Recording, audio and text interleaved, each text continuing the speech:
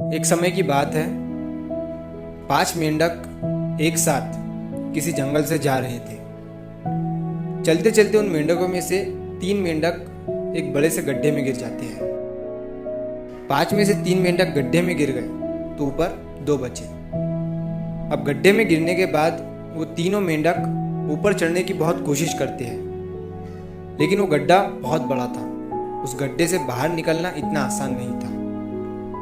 अब गड्ढे के ऊपर जो 2 मेंढक बचे हुए थे, वो गड्ढे के अंदर देखकर उन तीनों मेंढकों से कहते हैं कि अब तुम तीनों इस गड्ढे से कभी बाहर नहीं निकल सकते हो।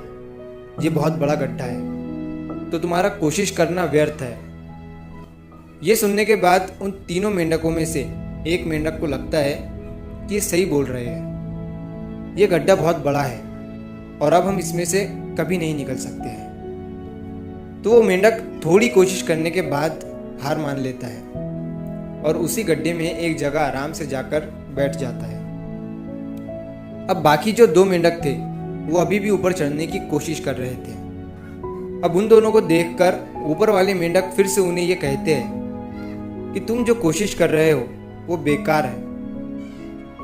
तुम इस गड्ढे से कभी बाहर नहीं निकल सकते हो और अब तुम्हें अपनी सारी जिंदगी इसी गड्ढे में गुजारनी पड़ेगी।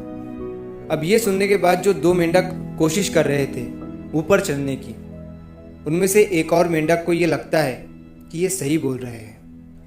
अब हम इस गड्ढे से कभी बाहर नहीं निकल सकते हैं और वो भी हार मानकर बैठ जाता है। लेकिन अभी भी उनमें से एक मेंढक ऊपर चढ़ने की कोशिश कर ही रहा था। ऊपर वाले 2 मेंढक उसे भी कहते हैं कि क्या तुम्हें सुनाई नहीं दे रहा है? उन दोनों ने हार मान लिया है और तुम अभी भी ये सोच रहे हो कि तुम इस बड़े से गड्ढे से बाहर निकल सकते हो।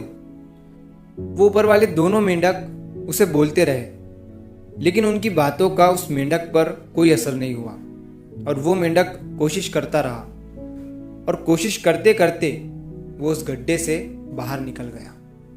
अब उसे वो सारे मेंढक देख रहे थे कि ये बाहर कैसे निकल गया। मैं आपको बताता हूँ कि वो मेंढक बाहर कैसे निकला। वो मेंढक इस बड़े गड्ढे से इसीलिए बाहर निकला क्योंकि वो मेंढक बहरा था, उसे कुछ सुनाई नहीं देता था।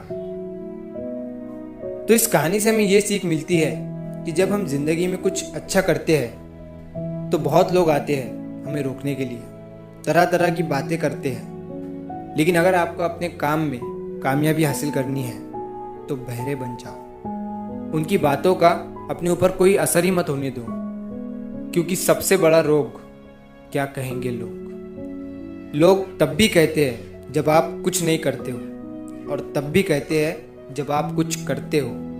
तो चाहे आप कुछ करो या ना करो, लोगों का काम है कहना और वो तो कहेंगे ही।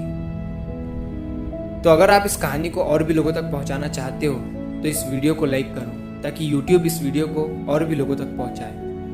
और अगर कहानी अच्छी लगी हो तो हमारे चैनल को सब्सक्राइब ज़रूर करिए।